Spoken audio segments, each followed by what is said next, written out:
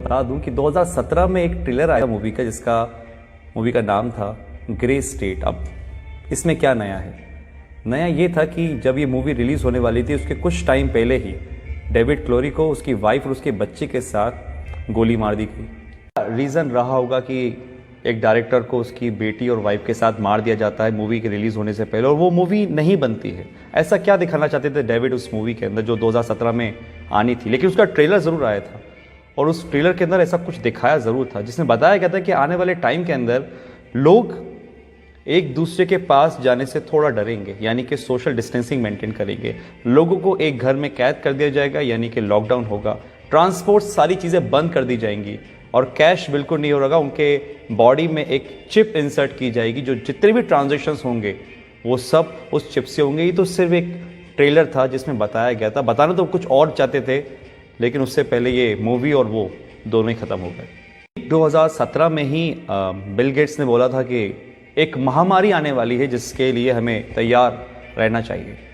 और ठीक 18 अक्टूबर 2019 को बिल गेट्स ने एक मीटिंग में बोला कि अब जो वॉर होगी कंट्रीज़ के बीच में वो मशीन से नहीं होगी, वायरस से होगी। और अभी आप जानते ही बिल गेट्स को लेके क्या कंट्रोवर्सी चल रही है। आपको लग रहा होगा कि दो वीडियो का आपस में क्या कनेक्शन है। कुछ लोग समझ रहे होंगे, कुछ लोगों को समझ में नहीं आ रहा होगा। तो यहाँ पर एक यू टर्न आता है और मैं आपको ले जाता हूँ 1980 में। 1980 के अंदर एक ऑर्गेनाइजेशन बनी जिसका मेन मकसद था इस पूरी दुनिया में एक पावर होना, यानी कि पूरी दुनिया को एक पावर चलाना। और उस पावर को उन्होंने नाम दिया था न्यू वर्ल्ड ऑर्डर। ऑर्गेनाइजेशन में ज़्यादा लोग नहीं थे, कोई सीक्रेट 100-150 लोग होंगे। और एक बहुत डरावने वाली बात इस ऑर्गेनाइजेशन की ये थी कि वो इस दुनिया की टोटल आबादी को 50 करोड़ में लाना चाह रहे थे, 50 करोड़ में। उनके टारगेट में थे वो देश जिसमें सबसे ज़्यादा पॉपुलेशन है, जिसमें हमारा इंडिया भी होता है।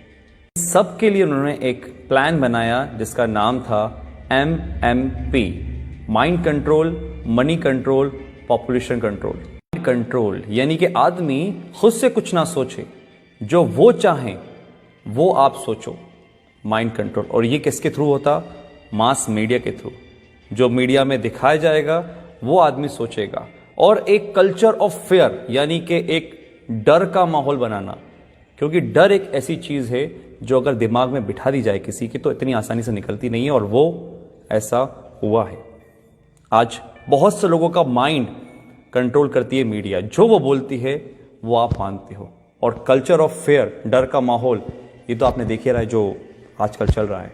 कंट्रोल यानी कि आदमी जितना हो सकता है लेस कैश, कैशलेस, या जितना हो सकता है टोटली डिजिटल।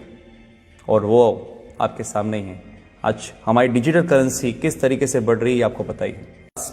पॉपुलेशन कंट्रोल, और वो कैसे होगी? जिस देश की आबादी बहुत ज़्यादा, जहाँ पे बहुत सारे लोग हैं, क्योंकि एक देश की ताकत उसके लोग ही होते हैं, वहाँ की पॉपुलेशन नहीं होती है।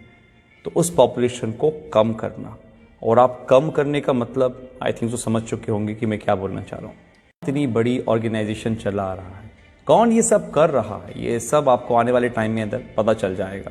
क्योंकि आने वाले टाइम में सिर्फ दो लोग रहेंगे, एक वो जो काम करेंगे, एक वो जो काम करवाएंगे। अगर मैं इसको स्ट्रेट फॉरवर्ड बोलूं तो राजा और गुलाम। एक वो लोग जो इस दुनिया पे राज करेंगे और एक वो लोग जो उन राज करने वालों की गुलामी करेंगे। ऑर्गेनाइजेशन का एक एजेंडा था, एजेंडा 21, यानी कि 2021 तक इस काम को पूरा करना। और 2020 जब से स्टार्ट हुआ है, आपको पता है सब क्या हो रहा है। लाखों लोग हैं जो समझ पा रहे हैं इस बातों को, लेकिन करोड़ लोग हैं जो इस बातों को नहीं समझ पा रहे। एजेंडा 21, 2021 तक इन काम को पूरा करना।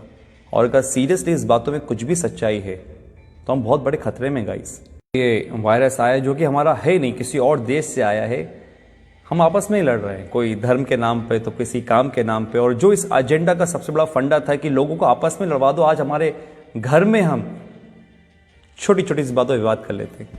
आज अगर हम घर से बाहर निकलते हैं तो हमारे घर वाले इस चीज़ के लिए प्रोटेस्ट करते हैं कि भैया घर से बाहर नहीं निकलो, बाहर जाओगे तो मर जाओगे। ये दिमाग में हमारे किसने भरा? कौन कंट्रोल कर रहा है हमारे दिमाग को? आप खुद समझदार हैं।